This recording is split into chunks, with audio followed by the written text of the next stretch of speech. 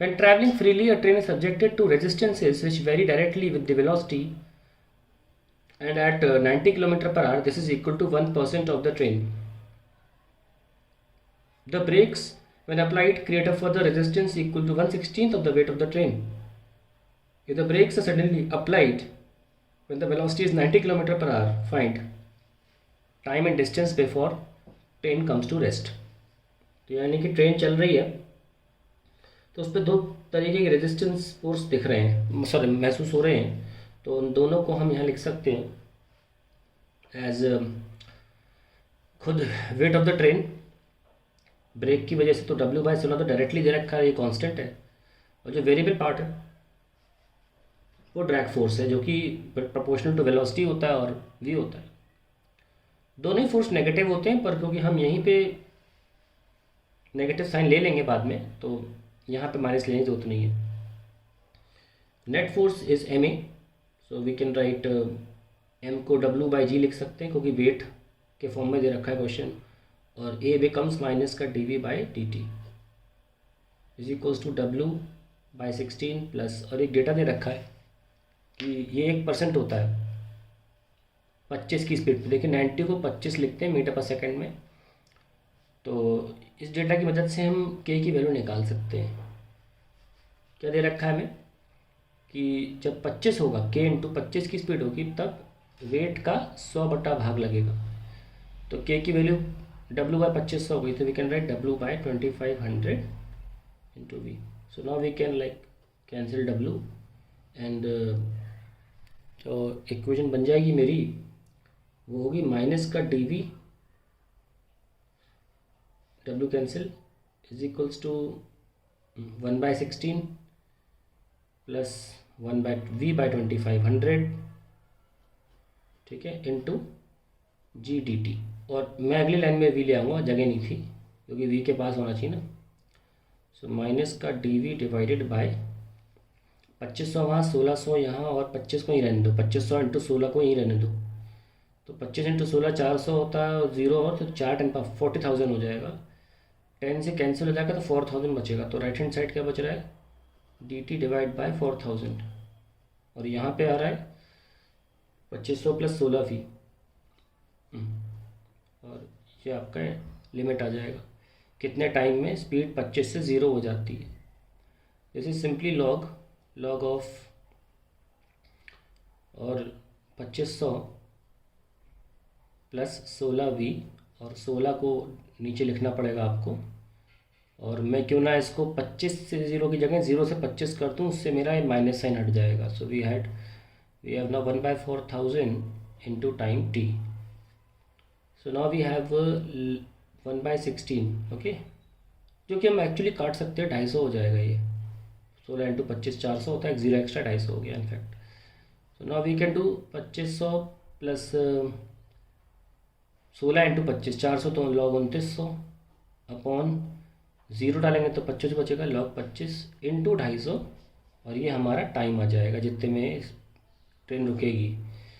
So this is log 29 by log 25 into 250 as time. So we can easily get that value 25 and क्या बचा, 4 बचा, 1.16 1.16 आ रहा है, is equals to T. एक बार देख लेते हैं, 25 बज 25 40 बज रहा है, 1 हाँ 1.16। तो आपको बेस ई पर लॉग की 1.16 की वैल्यू देखनी पड़ेगी, या कैलकुलेटर से देखना पड़ेगा, या फिर सवाल ऐसा बना भी जा सकता है कि जिसमें आप इजीली वैल्यू निकाल सकते हैं। देखो log 1 तो 0 आता है, और एक काफ़ी पास में है log 1 के, 0 की बहुत करीब वैल्यू होगी ये। तो ये तो हमें देखना ही पड़ेगा। खैर मैं पहले से कैलकुलेट कर चुका हूँ, तो मैं लिख देता हूँ, ये 0.14 आया है सॉल्व होकर। सो विल गेट 25 14 से 38 होता है, 100 एंड 250 35 आ रहा है, ठीक है, log 1.16 बेस ई पर। So we get approximately 35 seconds लग रहा है इस ट्रेन को रुकने में। कुछ और भी आ सकता है, मुझे ध्यान नहीं आ रहा मैंने क्या वैल्यू कैलकुलेटर में सॉल्व करी थी। मुझे शायद 114 आ रहा है, या फिर 0.18 ऐसा कुछ याद आ रहा है। 18 तो आई डोंट थिंक सो, कोई बात नहीं, 35 to 37 ऐसा कुछ आंसर है इसका। सो हमें टाइम तो मिल गया जिसमें ट्रेन दूर हो जाएगी, अब हमें आगे जाकर वो डिस्टेंस भी निकालना है। तो इतना ही करना है कि अब हम ए को लिखेंगे dv/ds। तो इसी इक्वेशन में आगे बढ़ेंगे।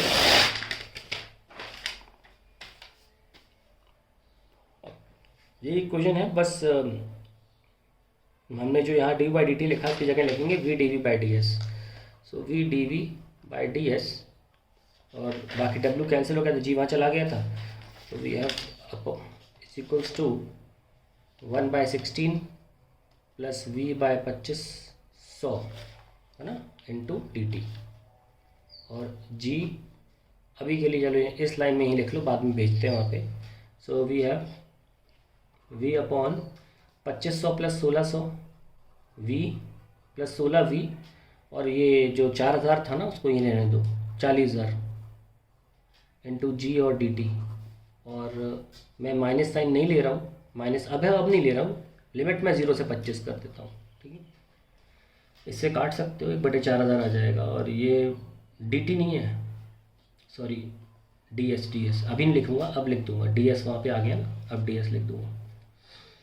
सो इसे सॉल्व कैसे करते हैं, देखो इस ये यहाँ ऊपर भी वेरिएबल आगे नीचे भी, तो नॉर्मली सॉल्व नहीं होगा ही, लॉग मत ले लेना। अब क्या करना पड़ेगा, 16 पहले गुणा करो। मैथ्स वाले स्टूडेंट्स के लिए इजी है, बहुत इजी है, बिल्कुल इनिशियल स्टेज वाला इंटीग्रेशन है। और बायो वाले के लिए प्रॉब्लम कर सकते हो। मैं क्या कर रहा हूँ, 16 से गुणा किया, फिर 2500 ऐड सब्ट्रैक्ट कर दिया अपॉन, पता चलेगा कि इससे क्या हो गया फ़ायदा, देखना अगले स्टेप में। तो 1/4 और इसको डायरेक्टली अब एस लिख लो, सीधा ऐसे आंसर आना है 1/16। और देखो 16v प्लस 2500, 16v/2500, ये तो 1 हो गया।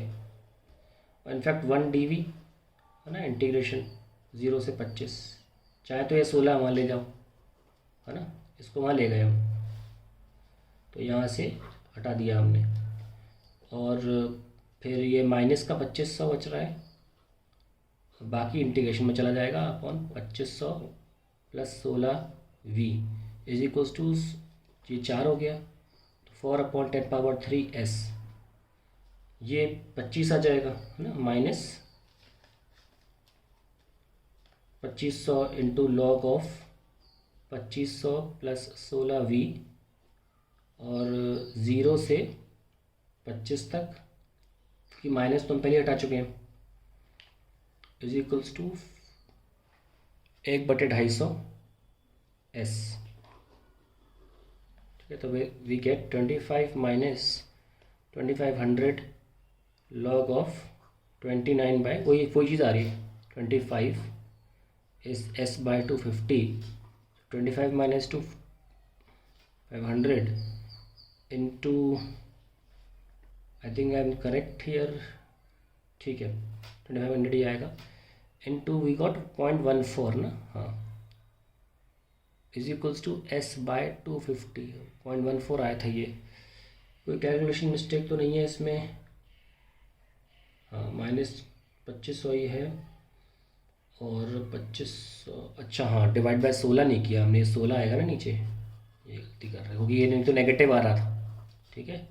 तो अब ठीक है, 25 माइनस 0.625 इंटू 35 s/250, एग्जैक्ट जो कैलकुलेशन है वो मैं लिख देता हूँ यहाँ पे साथ साथ, जो कि थी, क्योंकि आप अगर कैलकुलेटर से करना चाहें तो आप कर सकते हैं। यहाँ से हम स्टार्ट किए थे s/250, ठीक है, नीचे 16 भी था, 25 माइनस 4 4 ज़ा 4 625 ज़ा 625/4 into log of base E पर 1.16, ठीक है। तो मैं डायरेक्टली बताता हूँ, ये सब सॉल्व होकर 23.19 आएगा अगर आप करेंगे तो, फिर आप 250 से गुणा कर दें तो आपका एस आ जाएगा, 1.81 into 250 is S. So we get 181 and 25 200 25 5 2 5 4, so we get 452.5 meters. That's the answer to the question.